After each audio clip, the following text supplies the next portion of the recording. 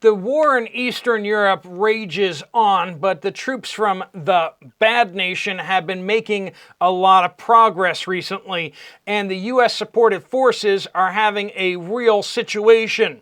They didn't prepare for getting pushed back, and this is causing some big problems. Without prepared second and third line defenses, they can't make a stand. And this may be news to you because you're not hearing about this on the mainstream media, but we're not going to just talk about this, though we are going to talk about this. We're also going to talk about where other situations inside the United States economy, as well as the United States just as a whole, where we're seeing the same kind of thinking happening. They couldn't imagine this happening, and so therefore nobody prepared for it. And so now we're reaping the whirlwind. And we're going to be talking about the stock market, inflation and debt. We're going to talk about businesses imploding all over the place, gold and silver prices. And we're going to be talking about commercial real estate. Why? Because it's the same line of thinking. We have this, it couldn't happen, so therefore we didn't prepare for it. Friends, this is a big problem across the board. Let's jump right into it. Welcome to the Poplar Report. I'm Steve Poplar. I'm an accountant by trade, and we're covering things here on the Poplar Report that you won't hear about on the news. And we got a whole bunch of smug, arrogant jerks running both the United States and our foreign policy around the world. And this has got some people that are supposed to be our allies in a whole world of trouble. Why is that? Well, so over in Eastern Europe, in the country we're not allowed to talk about, the bad guys have started to push along the 600-mile-long front because the good guys are out of soldiers. They just, we're giving them tons and tons of weapons. We're giving them tons and tons of sophisticated machinery and everything like that. But the problem is they just don't have enough dudes to run the stuff, right? They're running out of just men. And they've been putting women on the front too, but they just don't have enough people. The bad guys, quote unquote, and I know some of you guys are going to object to who's the good guys, the bad guys. I'm just using words so that that we can have this conversation in the first place. So just to keep things clear, the people we're being told are the bad guys have lots more people and are able to put a lot of soldiers on the battlefield, and this is causing them to finally start gaining the upper hand in a lot of places. There just aren't enough troops opposing them, and so they are pushing across the 600-mile-long front. It has become a meat grinder over the last several years, and the simple fact is that there have been a lot of casualties on both sides, but one side was able to absorb those losses better than the other. Now, they weren't expecting an offensive. They were expecting to, and they were telling in their PR tours of Washington, D.C. and European capitals, they were like, yeah, we're going to start pushing these guys back out. You just give us the tools, and we're going to push these guys out of our country, and we're going to win this thing. They kept chanting that propaganda so much that apparently they believed it themselves. And simple fact is they couldn't resist stealing all of that money sitting on the table. The money sitting on the table to reinforce the second and third defensive lines, nope. They just took that money and ran with it. They issued contracts to contractors without having a proper bidding process. And so guess who won all those contracts? If you're like, gee, it might have been corrupt and they might have been giving it to their friends so that they could just launder the money that's coming from the United States and other European countries. And you'd be absolutely correct. That's exactly what happened. So instead of building the second and third defensive lines, they're like, we're not going to need those. Let's just not build them and keep the money.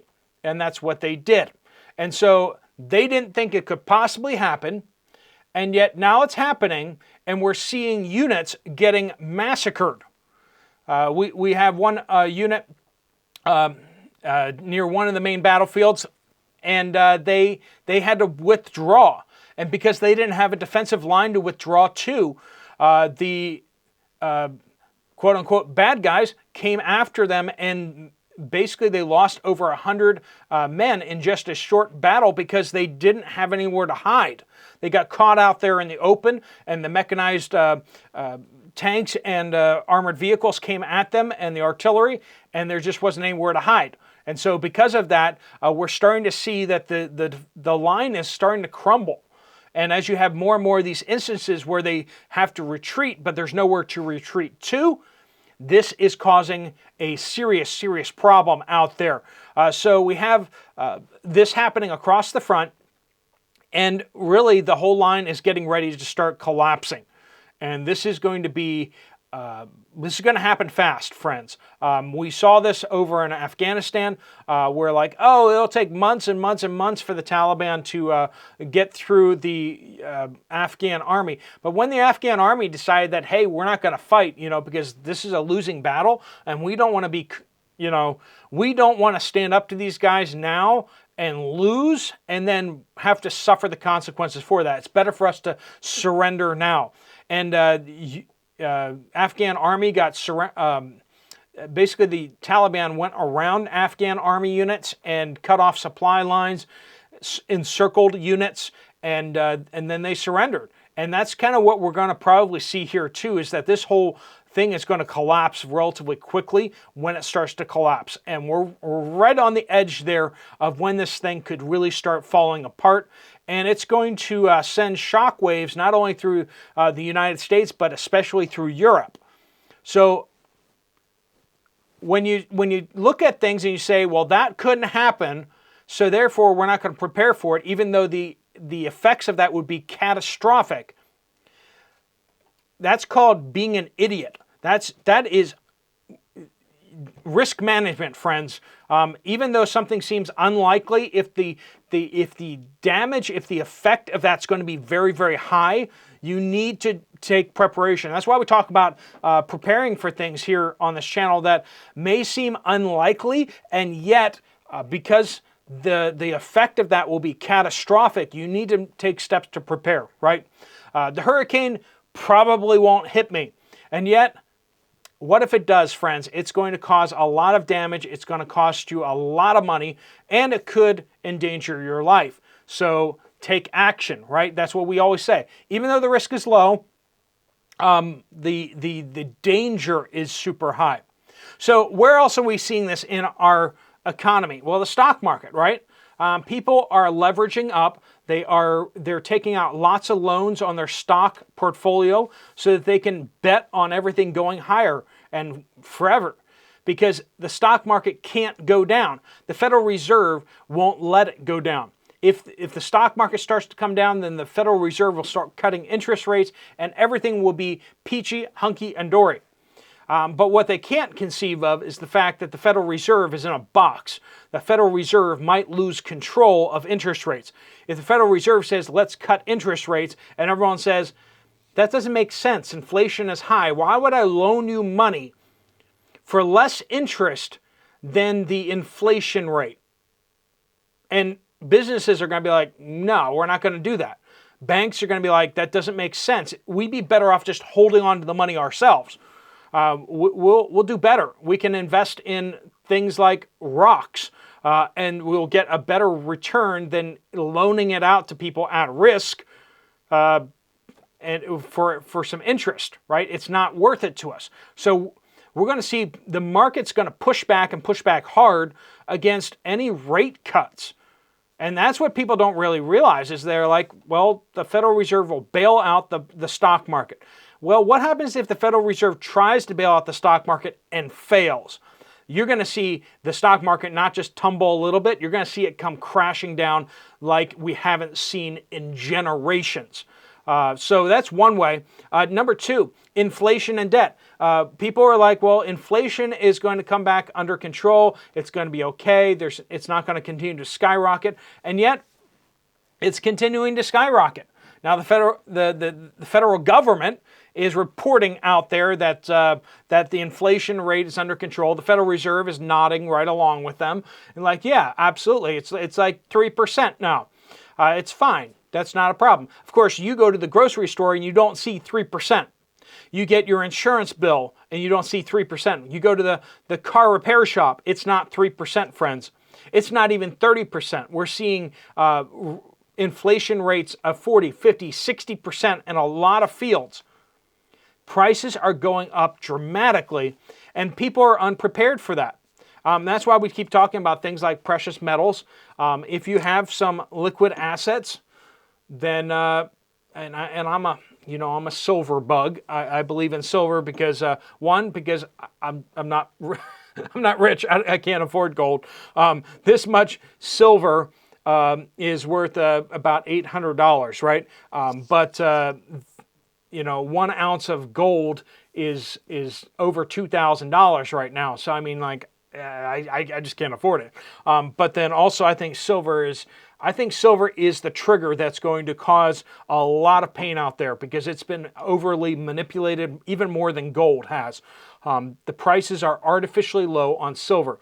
Silver should be about 1/8 or 1/3 of how much gold costs, and it's not anywhere near that. It's like 1/90th of the cost. When you look at how much silver there is in the world versus how much gold there is in the world, so you go to the vaults and you go look at how much gold, how much silver, you actually see almost a 1-to-1 ratio. Okay, 1-to-1 ratio of how much silver is above ground in people's hands versus how much gold is in people's hands. Now that's because silver is an industrial metal and it's getting used up in solar panels, it's getting used up in all sorts of things, and people are grinding it up for medicinal purposes and stuff like that. So it's being used and consumed and getting thrown in landfills. So silver out there is actually a really, really good investment there, and silver and gold are going to be trigger points for this inflation thing. So I'm actually covering 2 points there: inflation and debt. People don't think that it could implode, but then also silver and gold prices. It's ridiculous. Like 200 for every 1 ounce of silver that exists, they've already sold it 200 times. So 200 people are holding some paper saying, "Hey, I got silver. I own a call on silver. This bank over here has to give me silver when I ask for it." But the problem is that much silver doesn't exist. So you have lots of people who own silver, but they really don't actually own silver, right? They can't hold it because the bank supposedly will deliver it, but when there's a crisis, the banks won't be able to deliver it because it doesn't exist. And so that's something that the banks are like, well, that will never happen. We'll always be able to just go out to the spot market and just buy some silver and give it to these people. And yet that's not what will happen. Is we'll see this spiral upward of prices of silver that the banks won't be able to afford it. And so the banks will just be like, well, actually silver is this fake price and we'll pay you dollars. And the person can be like, I don't want dollars, I want silver. So that's another way. Businesses imploding. We see a lot of businesses out there who are not preparing for rainy days. They're continuing to invest in growth, but the problem is, what happens when that growth doesn't come? What happens when pullbacks happen? There's this guy on YouTube, I don't know if you've ever heard of him, called Mr. Beast, and maybe you don't swim in those circles in YouTube, but Mr. Beast is one of the biggest YouTubers out there, and what he does is he takes all his earnings from a previous video and he pours all that money into the next video. And that sounds like a cool growth strategy, but it's also terrible when it comes to risk management, because the simple fact is that if you use all of your money today to build a video that will make you money in the future, that may not go well for you. What happens if that video makes less money than your previous video? Once things start dropping off, once the ad revenue starts dropping off, you can get yourself in a real big bind, and that's what we see a lot of companies doing. They're prioritizing growth over security. They're not prepared for a rainy day. And so we're starting to see these businesses imploding right and left. 99-cent store. And like I've been covering, it looks like Dollar Tree is going to go the same way. And I know a lot of you are like, no, Dollar Tree is solid. Dollar Tree won't implode. But I think we're going to come in here one Saturday morning because this news will probably drop on a Friday. They're going to move into bankruptcy and no one's going to see it coming. Dollar Tree is hemorrhaging money, and they're losing money, and they're having inventory issues all over the place. They invested in growth, and they did not invest in stability, and they've just gotten bit by it, and they are in a bind right now. And we're going to see Dollar Tree implode. We're going to see other retail stores implode right and left. We've seen this with Kmart. We've seen this with some of these other retailers. And businesses across the United States are not prepared for a downturn, and that's exactly what we're in. We're being told the economy is growing, the consumer is strong, and yet that's not the truth. When you lie to yourself, when you believe your own propaganda, you make stupid choices. And that's what businesses have been doing. They've been believing the lies from the government. They haven't been preparing for rough times. And finally, let's talk about commercial real estate. Commercial real estate is absolutely insane.